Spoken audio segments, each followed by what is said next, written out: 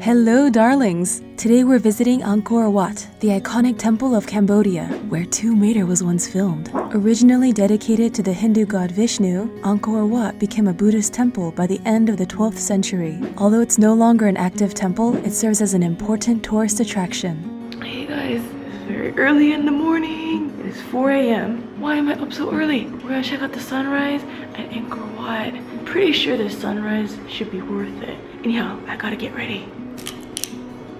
Right, it's 4:30. So I heard that when you go to Angkor Wat, it can be very sunny and you're gonna be walking around all day. Quite a bit of a distance between the temples. There's a cool breeze and it's starting to wake me up. We're gonna go pick up tickets because I don't have a pass yet. I heard that they come in 1-day passes or 2 to 3 days. Wow, there's quite a number of people. The ticket office opens at 5 a.m. The 1-day pass is $20 and the 3-day pass is $40. So I just took a photo and got my 3-day pass. And our ride will continue.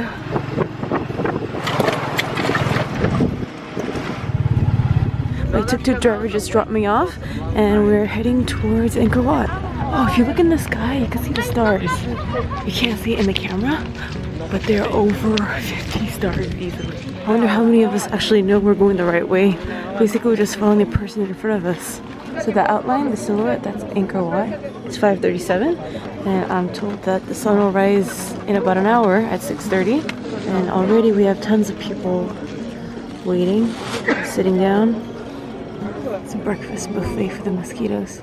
With so many people taking photos, I'm not sure if I came to see the sunrise or glowing screens. I'm in never-ending awe of the number of human beings gathered here. Waking up at 4 a.m. is dedication. I know some people do it on a daily basis, but I just, wow, that's amazing. If I were on a real vacation, I'd be sleeping in, but I'm traveling to film, so here I am. Oh, looks like a class photo with everyone standing in rows. Another little pond on the other side. So you might be wondering, when is the best time to visit Angkor Wat? April and May are typically the hottest months in Cambodia. Because of the heat, the temple will be all yours. Almost. December and January have the best weather, but as you saw, it gets crowded. I recommend avoiding the wet season because even in January, I got bit by mosquitoes about a dozen times. Up and down, stairs up and down. I'm doing a full day tour, 8 hours long. It's gonna be a workout. These guys remind me of abacus. We have the sunrise glow on the building now. We're gonna head back to the front, grab a little breakfast, and then meet the tuk-tuk driver. And then he'll bring us to the rest of the tour group. 7 minutes to 7. There's a lot of competition for breakfast here. There's different stalls. Before the sunrise, there's a guy named Rambo. He was like, come to stall number 9. But another lady got my business and he was fighting over me. They were both fighting over me and she linked arms. So coconut shake, no extra sugar. How's it go? You need breakfast? For breakfast, I prefer having plain, simple, steamed, unflavored veggies. I looked at their menu, it seems like they have a lot of fried stuff and bread, rice. So I'm gonna skip that. I could have that later during the day. If I eat bread and rice, I'm gonna feel sleepy afterwards. So I'm just gonna have my coconut shake. It'll be refreshing. It might be a little cold. It's starting to heat up now. So we're heading back to the tuk-tuk driver. However, when I got here, it was in the dark, so I'm not really sure the way. I guess I'll just follow the biggest path that goes in this direction. But we're not alone. We got Coco. We have some vendors setting up their mini shop outside. We have a couple people setting up currently. We're gonna come back a little after 8 a.m. and check out the rest of Angkor Wat. And when we were walking this morning, totally did not realize there was no railing on the side. So we could have easily fell in if it was pitch black and no one had cell phones or flashlights. I think I might have to get another coconut shake.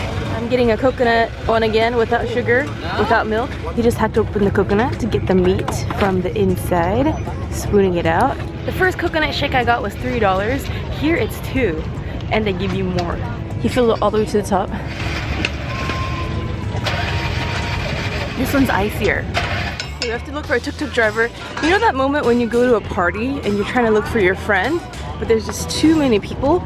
Well, in this case, there's just so many tuk-tuk cars. It's kind of fun actually looking for our tuk-tuk driver. It's like a game. It's like playing Where's Waldo. It's pretty cool how they could set up a hammock on the tuk-tuk and just sleep. Riding tuk-tuks is a bumpy ride. We don't know where this coconut shake is actually going to digest. So you might be wondering, is it worth waking up early in the morning to see the sunrise at Angkor Wat? Yes and no. It depends on who you are. If you want to take nice photos, then definitely I recommend it. But if you really despise when people keep taking selfies and photos, then maybe the crowd will drive you insane. Instead of checking out the sunrise from the outside, you could just walk around the temple when it's a little bit more deserted. Teamed up with my tour group and off to Ta Prohm. Wow, Ta Prohm looks like a place from a fairy tale. Tree roots wrap around the structure like clingy snakes. Here's a little history. After the Khmer Empire fell in the 15th century, the abandoned temple was swallowed by the jungle. Records say that Ta Prohm was home to more than 12,500 people, including 18 high priests and 615 dancers. Truckload of coconuts! That's my heaven right there. On to the east side of Angkor Wat. Here we have 5 towers up there. The temple of Angkor Wat is surrounded by 3 galleries. As you can tell, it's a very sunny day, very hot. If you were to walk between the temples, they're like, I heard 5 kilometer apart, so it could take about a good hour to walk. I don't know if it's the heat or the fact that I didn't sleep much, but my knees are getting weak and I keep getting these blackouts. Oh, I must be feeling faint because of this breathtaking architecture. I spy senior citizens living on the edge, all for that portrait. Steep steps without official railing, so take your time. I'm guessing we're gonna go with that. My vision is blacking out. Like, I'm seeing black specks constantly. It's really tough doing the sunrise tour and then doing a full day tour afterwards. So when you guys come here, I recommend that you take it a little easy after you do the sunrise tour and then come back the next day for a full day tour. This line is to get all the way on the top. It's estimated for a 40-minute wait. Okay, I'm just having a seat, hitting where the specs. I don't know, I feel like a senior citizen, but more than a senior citizen, because there's senior citizens in this line. They're walking up all the steps, and I'm sure some of them also saw the sunrise. I'm gonna have to come back tomorrow, do full adventure mode on the temples. These ladies obviously dressed up for a photo shoot. You know, I can't believe I'm actually here. Does this area look familiar? Yo, we were here this morning, and now, look at all the free space we have. Ooh, what delicacies are here? The cricket and silkworm and water back. What's your favorite? Deep fried silkworm. We're grabbing lunch. Check it out, they wrapped this lunch. That's so cute. Who made this? Your wife made it? No. We have our special chef to cook for you. Yeah, one each. Oh, is that curry? Yep. Ooh, thank you. Meow. Meow. Meow. Just 10 minutes. We made it to Bayon Temple, and I was taking a nap because I have a major headache still. It's piercing. And I just woke up because there's a bug. I was sleeping right here, and then a bug just flew in and was buzzing in it. I woke up and I bounced out. I feel a little better. I do want to keep sleeping. I'm pretty sad because I really wanted to check out the temples. I'll have to come back here tomorrow. Hopefully I'll be completely better by then. Actually, the bug is still in here. It really wants to go outside. Bayon Temple, hope to see you tomorrow. I just got back to my accommodation. Man, this headache is piercing. It was definitely a bummer, needless to say, to not check out the third temple, Bayon. I heard that one was definitely not to miss. But what can you do? This is just part of the adventure of travel. Unexpected things happen. I always expect unexpected things to happen now, and that's why I'm not too angry or upset. Hopefully I'll be better tomorrow. Then we can go check out Bayon Temple and the other ones, because I did get a 3-day pass. 7 a.m. and I started sleeping yesterday at 4 p.m. Probably take it easy today, and then hopefully tomorrow we get to check out the Bayon Temple.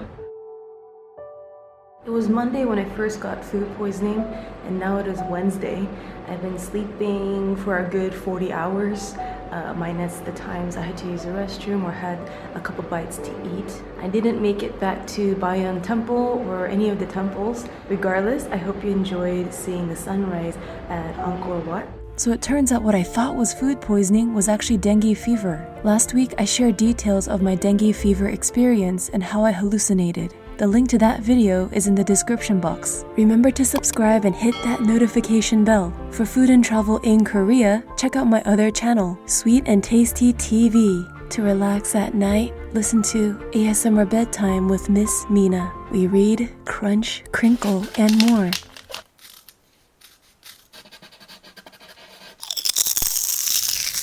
the sunset's gold. Toodles, my noodles.